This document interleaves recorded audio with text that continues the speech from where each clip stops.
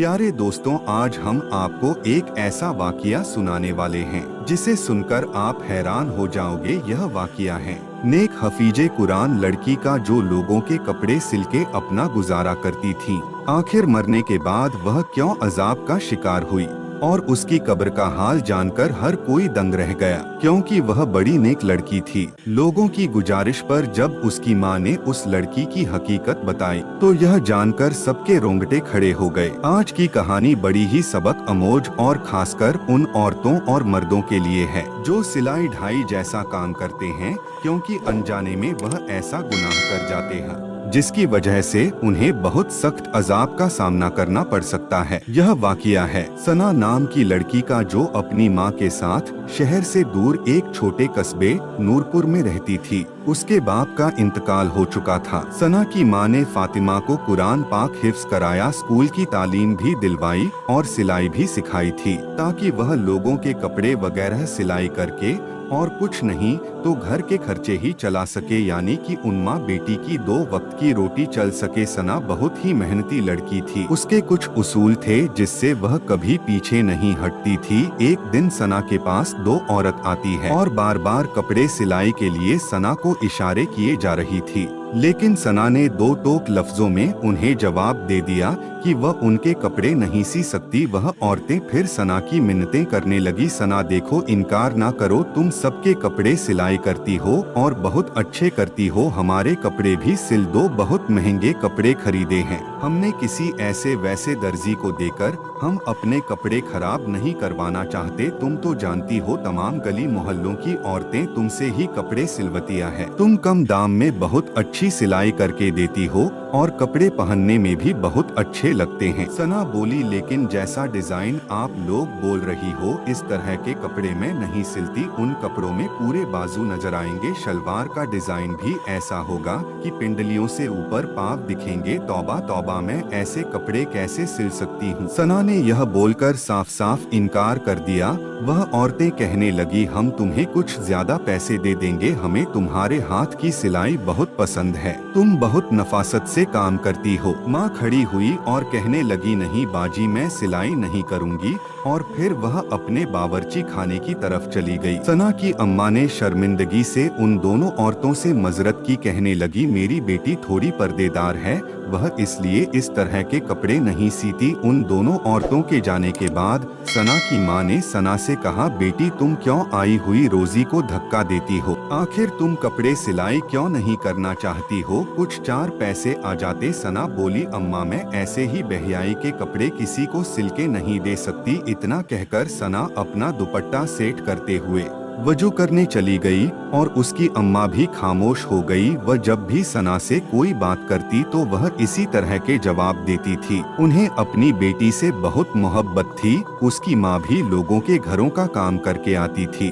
और बेटी घर पर मेहनत करती थी। ऐसा करते करते सना ने अपने पूरे दहेज का सामान बना लिया। फिर सना की माँ ने अच्छा लड़का देखकर सना की शादी कर दी। लड़का गरीब जरूर था, लेकिन सना की बहुत इज्जत किया करता था। सना की माँ ने शादी तय करते वक्त यह कहा था कि मेरा तो कोई सहारा नहीं मेरी बेटी के अलावा, इसलिए मैं अपनी बेटी और दामाद को अपने घर पर ही रखूंगी। वह लोग भी मान गए। इस तरह सना शादी के बाद अपनी ही माँ के घर दोबारा से रहने लगी। उसका शौहर जितने भी पैसे कमाता, लेकिन घर का गुजारा फिर भी मुश्किल था। सना को कपड़े सिलाई करने ही पड़ते थे। वक्त ऐसे ही गुजरता गया। सना प्रेग्नेंट हो गई। अब सना से कपड़े सिलाई करना मुश्किल हो रहे थे। इधर सना को यह खुशखबरी मिली और उधर से शौहर ने घर आकर बताया उसे नौकरी से निकाल दिया गया है। सना यह बात सुनकर रोने तड़पने लगी कि अब मेरा क्या होगा, मैं इस हाल में भी कपड़े सिलाई करूंगी, क्या मुझे सुकून नहीं मिल सकता। हालांकि सना का शौहर सना का बहुत ख्याल रखता। जब वह कपड़े सिलाई करने बैठती तो सना को वहीं बैठे चाय भी बना देता, कभी खाना बना देता और बाहर नौकरी भी करता था। अब अक्सर सना की अपने शौहर से काम के सिलसिले में बहस हो जाती। शौहर से वह बदतमीजी करने लगती, बदजुबानी करने लगती। जब शौहर खाना खाने बैठता तो आगे से यह कह देती काम के ना काज के दुश्मन अनाज के, वह बेचारा 2 निवाले खाता और उठकर बाहर चला जाता, हालांकि वह भी रोज कामने जाता था। और यह तो अल्लाह की मर्जी थी कि उसको काम मिल ही नहीं रहा था। ऐसा करते करते आखिर वह दिन आ गया कि सना के घर बेटी पैदा हुई। सना का शौहर और सना की माँ बच्ची को देखकर बहुत खुश हुए। सना का शौहर तो बच्ची की खुशी में घर घर में मिठाइयाँ बांट रहा था। इधर सना के शौहर को बच्ची की खुशखबरी मिली और उधर सना के शौहर का काम भी लग गया। जहाँ सना के शौहर को काम मिला, वह ठेकेदार बड़ा ही सख्त मिजाज था, मजदूरों के साथ बदतमीजी से पेश आता। लोग बस मजबूरी के तहत उसके पास काम करते थे और अक्सर वह मजदूरों को गंदी गालियां भी दे दिया करता था। इधर सना के घर का गुजारा मुश्किल से हो रहा था। जब बेटी थोड़ी सी बड़ी हुई तो सना ने फिर से अपनी सिलाई स्टार्ट कर दी ताकि उसकी बेटी का खर्च भी पूरा हो सके। जो भी औरतें कपड़े सिलवा कर ले, उनके कपड़ों में से जो कपड़ा बच जाता वह औरतें उसी को दे देती। उसी कपड़े से वह अपनी बेटी के छोटे छोटे फ्रॉक्स सिल देती और उसको पहना देती। इसी तरह वह गुजर बसर कर लेती, क्योंकि सना के शौहर की इतनी कमाई तो है नहीं थी कि जिससे वह ज्यादा खर्च कर सके। बिजली के बिल और घर का सौदा सलफ ही शौहर पूरा कर सकता था। फिर एक दिन खुदा की करनी ऐसी हुई कि उन लोगों के घर में जलजला सा आ गया। कुछ यूं सना का पाँव अचानक सीढ़ियों से फिसला और पहली सीढ़ी से गिरती हुई आखिरी सीढ़ी तक आ गई। उसके सर से खून बह रहा था। सना की माँ रोने चिल्लाने लगी। पूरा मोहल्ला उनके घर में इकट्ठा हो गए। जल्दी से सना के शौहर को खबर कर दी गई। जुमे का दिन था और सना का शौहर इसलिए आज काम पर था कि एक्स्ट्रा जो पैसे मिलेंगे मैं अपनी बच्ची के लिए खिलौने खरीदूंगा। उस दिन और कोई मजदूर वहाँ काम नहीं कर रहा था। जब सना के शौहर को बीवी की ऐसी खबर मिली तो जल्दी से उसने ताले लगाए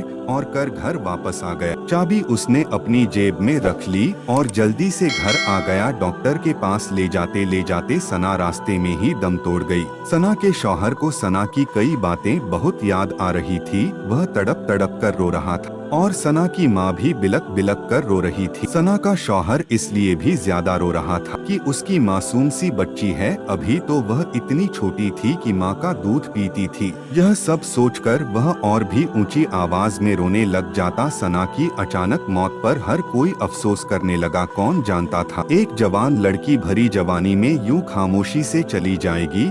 हर कोई सना की नेकी के गुण गाया करता था। सभी जानते थे वह कितनी नेक थी, परहेजगार थी, हर किसी का ख्याल रखने वाली थी। हर कोई उसकी तारीफ में लगा हुआ था। सना की माँ और शौहर का रो रो कर बुरा हाल हो गया। वह दोनों गम से निढाल थे। फिर तदफीन का वक्त करीब आया और सना का जनाजा उठ गया। सना को कब्रिस्तान ले जाकर दफना दिया गया। उसे दफनाते वक्त उसका शौहर कब्र के अंदर उतरा था और उसी दौरान उसके जेब में से वह चाबियां निकलकर कब्र के अंदर गिर गई, जहां काम से वह ताले लगाकर आया था। उसके शौहर को इस बात का पता ही ना चला। वह घर लौट आया। शाम होते ही सब लोग अपने अपने घरों को चले गए। सबके जाने के बाद घर बिल्कुल वीरान सा हो गया। सना की सिलाई मशीन सामने ही रखी हुई थी, जिसे देखकर उसकी माँ बार बार रोने लग जाती, क्योंकि उसको पहले बेवा होने का दुख था और अब बेटी के चले जाने और छोटी नवासी का तन्हा रह जाने का दुख बार बार सता रहा था।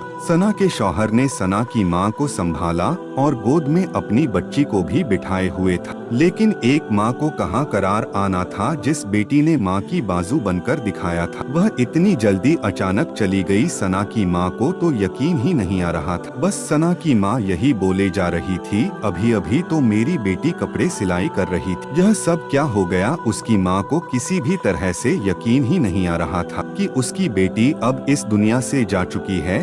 सना की नन्ही बेटी भी रो रही थी और सना का शौहर नहीं चाहता था कि वह अगले 3 दिन काम पर जा। वह अपनी बेटी का खूब ख्याल रखना चाहता था और बीवी के गम में बहुत डाल था, इसलिए वह मालिक को बताना चाहता था कि मैं अगले 3 दिन काम पर नहीं आऊंगा। जैसे ही सना के शौहर ने जेब को हाथ लगाया तो उसकी जेब में चाबियां नहीं थी। वह सोच में पड़ गया कि आखिर चाबियां कहाँ चली गई। बहुत सोचने के बाद उसके दिमाग में आया कि चाबियां तो उसने जेब में ही रखी थी। सना की माँ भी अपने दामाद का परेशानी वाला चेहरा देख रही थी कहने लगी, फुरकान बेटा क्या बात है? तब फुरकान ने अपनी सास को बताया, माँ जी मेरी जेब में चाबियां थी, वह पता नहीं कहाँ गिर गई, पता नहीं मस्जिद में गिर गई या कब्रिस्तान में गिर गई। उसी वक्त फुरकान के जहन में यह बात आई कि जब वह कब्र के अंदर उतरा था उस वक्त कहीं चाबियां कब्र में तो नहीं गिर गई। उसी सोच के आते ही वह बहुत ज्यादा परेशान हो गया,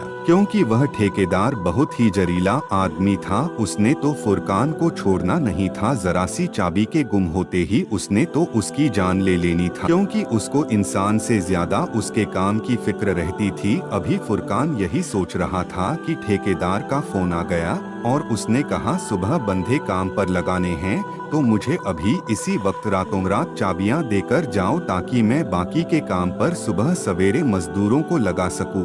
इतनी बात सुनकर फुरकान का हल्क खुश्क हो गया। वह यह भी ना कह सका कि चाबियां कहीं घूम गई। उसने बस इतना ही कहा कि मैं आपको चाबियां सवेरे पहुंचा दूंगा। अब उसे रातों रात में ही चाबियां तलाश करनी थी। बहुत सोच विचार करने के बाद उसने कब्रिस्तान का रुख किया। रात के 12 बज रहे थे और सना की बेटी अभी नानी के पास सो रही थी। सना का शौहर रात के 12 बजे ही कब्रिस्तान की तरफ कदम बढ़ाने लगा। उसका दिल घबराहट का शिकार था। वह बहुत ज्यादा परेशान होने के साथ साथ खौफ भी था। इससे पहले वह कभी इतनी रात को कब्रिस्तान नहीं आया था। यह कब्रिस्तान गांव से कुछ दूर था। उसे बिल्कुल भी समझ में नहीं आ रहा था कि वह क्या करे, लेकिन यह भी मजबूरी थी। वो कीमती चाबियां थी, उसने अपनी लापरवाही से गुम कर दी थी और इन चाबियां को तलाश करते करते वह रात के 12 बजे कब्रिस्तान में पहुंच गया था। शाम को ही उसने अपनी बीवी को जिस कब्र में दफन किया था वह उसके करीब पहुंच गया। फिर उसने पैरों की तरफ से खुदाई शुरू कर दी। उसका मकसद अपनी चाबियां हासिल करना। अभी उसने थोड़ा हिस्सा ही खोदा तो गोरख वहां पहुंच गया और गुस्से से कहने लगा, यह तुम क्या कर रहे हो? क्या तुम कोई कफन चोर हो? सना के शौहर ने घबराकर टॉर्च अपने चेहरे की तरफ किया तो गोरख कहने लगा, तुम तो वही हो ना जिसकी बीवी का शाम में इंतकाल हुआ था। सना का शौहर घबराकर कहने लगा, हाँ मैं शाम को अपनी बीवी को यहाँ दफनाने आया था, लेकिन बीवी को दफनाते हुए कीमती चाबियां मेरी जेब से कब्र में गिर गई है और वह चाबियां मेरे लिए बहुत जरूरी हैं। आपकी बड़ी मेहरबानी होगी अगर आप मेरी मदद कर दे। तो यह सुनते कि वह आदमी जो गोरख था सना के शौहर की मदद करने लगा। दोनों ने मिलकर बहुत जल्दी अच्छी खासी कब्र खोद ली। गोरख के साथ मिलने से सना के शौहर का डर भी खत्म हो चुका था और चाबी मिलने की उम्मीद भी जाग उठी थी। कुछ ही देर बाद कब्र पूरी तरह खुल चुकी थी। जब सना के शौहर ने कब्र के अंदर का मंजर देखा तो सना के शौहर के होश उड़ गए। गोरख ने दोबारा से जल्दी जल्दी कब्र में मट्टी डालना शुरू कर दी। उसके पसीने छूट रहे थे। वह कहने लगा, तुम्हारी बीवी कैसी औरत थी जो इसकी कब्र में ऐसा अजाब हो रहा है? सना के शौहर को तो खुद भी यकीन नहीं आ रहा था। जो कुछ उसने देखा है वह सच में क्या उसकी बीवी के साथ ही हो रहा था? सना तो बहुत अच्छी और नेक थी। उसकी नेकी का तो हर कोई तारीफ करता था। उसने तो कभी कोई ऐसा गुनाह नहीं किया था जिसकी वजह से उसका यह हाल हुआ। वह परेशानी से तड़पने लगा। मेरी बीवी ने ऐसे कौन से गुनाह किया जो उसे इतनी बड़ी सजा मिल रही है? गोरख ने कहा, तुम चाबियां का कोई और इंतजाम कर लो। कब्र में चाबियां ढूंढना बहुत मुश्किल है और तुमने खुद ही देखा ना कि इसका यह अजाब खत्म नहीं हो रहा और वह किस हाल में है। इसकी तरफ से तौबा इस्तगफार करो और अगर कोई गुनाह ऐसा जो इसने अपनी जिंदगी में किया है तो इसके बारे में पता लगाओ ताकि उसकी मगफिरत हो सके। फुरकान रोते रोते अपने घर वापस पहुंचा। सना की माँ ने उसे देखा तो कहने लगी, तुम इतनी रात तक कहाँ थे? मैं कब से तुम्हारे लिए परेशान हो रही थी। फुरकान सना की माँ के कदमों में बैठ गया। कहने लगा, अम्मा मेरा चैन सुकून सब लुट गया और अभी भी बुरी तरह वह कांप रहा था। सना की माँ घबरा गई, पूछने लगी, बेटा बताओ तो सही क्या माजरा है? तुम इतनी रात तक कहाँ थे? फुरकान ने बताया, वह चाबियां की तलाश में कब्रिस्तान गया था, लेकिन वहां जाकर तो जो मंजर मैंने देखा उसके बाद शायद मैं सारी जिंदगी सुकून की सांस ना ले सकूं। सना की माँ भी डर गई और कहने लगी, पहेलियां ना बुझाओ, फुरकान बताओ तो सही क्या हुआ? फिर फुरकान ने रोते हुए बताया कि जब सना की कब्र खोदी गई ताकि चाबियां को तलाश किया जाए तो कब्र का मंजर देखकर मेरे होश उड़ गए। अम्मा, सना जैसी नेक औरत को इतना सख्त अजाब हो रहा था, मैं आपको बता नहीं सकता। सना के होठों पर आग जल रही थी और वह बुरी तरह चीखें मार रही थी। मैंने आग बुझाने की कोशिश की तो मुझे उसके स्याह होठ नजर आए जो बहुत बड़े हो चुके थे, जैसे लटक गए हो। जबक बाकी का जिस्म सलामत था। थोड़ी देर के लिए आग बुझी और फिर दोबारा भड़क उठी। पहले तो मैं समझ नहीं सका यह खुदा की तरफ से अजाब है, लेकिन गोरख ने मुझे बताया कि यह अजाबे इलाही है और सिर्फ इसके होठों को जला रहा है। फुरकान रोते हुए कहने लगा, अम्मा समझ नहीं आता इसके होठों पर आग क्यों लगी थी। वह तो इन होठों से हर वक्त अल्लाह का जिक्र किया करती थी। उसने कभी किसी की इन होठों से बुराई नहीं की थी। वह अच्छी औरत थी। सना की माँ और उसका शौहर ऐसे ही सारी रात रोते रहे और अल्लाह ताला से सना की मगफिरत के लिए दुआएं मांगते रहे। फजर की अजान हुई तो सना की माँ कहने लगी, मस्जिद के इमाम साहब को खामोशी से सारी बातें बताओ और पता करो क्या मामला है। मेरी बेटी के साथ ऐसा क्यों हो रहा है? क्या उससे कोई गलती हुई है? इमाम साहब बहुत ही नेक और पहुँचे हुए इंसान हैं। यकीनन वह हमारी जरूर मदद करेंगे। फुरकान को भी यह बात मुनासिब लग। इस मसले का अगर कोई हल बता सकता था तो वह इमाम साहब ही थे। फुरकान नमाज के लिए गया तो नमाज के बाद उसने मस्जिद के इमाम साहब को रोक लिया और तन्हाई में उन्हें रोते हुए सारी बात बता दी। यह सुनकर वह कहने लगे, मैं सना की माँ से मिलना चाहता हूँ। फुरकान इमाम साहब को अपने घर ले आया और सना की माँ से उसकी मुलाकात करवा दी। इमाम साहब पूछने लगे, अम्मा बताओ, सना कहीं किसी की चुगली तो नहीं करती थी या कोई ऐसा गुनाह जो उसके मुंह से होता हो? सना की माँ कहने लगी, नहीं, मेरी बच्ची सिर्फ सिलाई का काम करती थी। उसे इतनी फुर्सत कहा कि वह आस पड़ोस में जाए या अपनी सहेलियों को अपने बुलाए। फिर यह सुनकर इमाम साहब ने एक ऐसा सवाल किया जिससे सना की माँ चौंक उठी। इमाम साहब ने कहा, क्या सना किसी की अमानत को अपने पास रखती थी, यानी कोई बचा हुआ कपड़ा, कोई जोड़े पर लगने वाली लस वगैरह? सना की माँ कहने लगी, सना तो बचे हुए कपड़े और धागा वगैरह सब कुछ वापस लुटा देती थी और जो कपड़ा उसे चाहिए होता था वह पूछ कर लिया करती थी। इमाम साहब कहने लगे, सोच लो कि ऐसी गलती हो सकती है जिसकी वजह से उसके मुंह पर अजाब हो रहा है, लेकिन फिर भी उसने जाने अनजाने में कोई ऐसा गुनाह तो जरूर किया है। उसके बाद इमाम साहब कहने लगे, माँ जी, फिर भी बेटी की कोई ऐसी बात सोचकर बताओ जो वह किया करती थी और उस आदत का ताल्लुक सना के होठों से हो। सना की माँ बहुत सोचकर कहने लगी, और उसकी उस आदत से मुझे बड़ी चीड़ थी। वह कैंची की बजाय अपने मुंह से धागा तोड़ती थी, फिर धागे का जो रेशा होता था वह उसके मुंह में या होठों पर रह जाता था, लेकिन वह बार बार कैंची नहीं उठाती थी। मुंह से धागा खींचकर तोड़ दिया करती थी और फिर उसी धागे को मुंह से चबाकर थूक देती थी। बहुत बार मैंने उसे समझाया कि इस तरह की आदत सही नहीं है, लेकिन वह अपनी आदत में पक्की हो चुकी थी। यह सुनते ही इमाम साहब कहने लगे, तो फिर हो सकता है यह अजाब उसी धागे के जर्रे की वजह से हो, क्योंकि जब सना की मौत हुई थी तो इससे पहले वह कपड़े सिलाई करती हुई उठकर सीढ़ियों की तरफ गई थी। शायद उसकी मौत के वक्त वह धागे का जर्रा उसके मुंह में रह गया हो और उसी धागे की वजह से उस पर अजाब हो रहा हो। सिलाई के बचे हुए सामान के साथ धागे का एक जरा सा टुकड़ भी उस शख्स की अमानत कहलाता है जो कपड़ों की सिलाई के पैसे देता है। सारी बची हुई चीजों की तरह दागा और दूसरी चीजें भी वापस करना जरूरी होता है। बेहतर है कि आप लोग इस तरह से मगफिरत की दुआ करें और जो लोग भी सना से कपड़े सिलवाते थे उन सब से बात करके सना की आदत के बारे में बताएं और इसके लिए माफी मांग ले। यह सुनकर सना की माँ बहुत ज्यादा परेशान हुई। यह तो बहुत मामूली सी बात थी, लेकिन उसकी वजह से सना को इतना सख्त अजाब होगा यह उनके जहन में भी ना था। फिर सना की माँ ने उन सब लोगों को अपने घर में जमा किया जिनके सना कपड़े सिलाई किया करती थी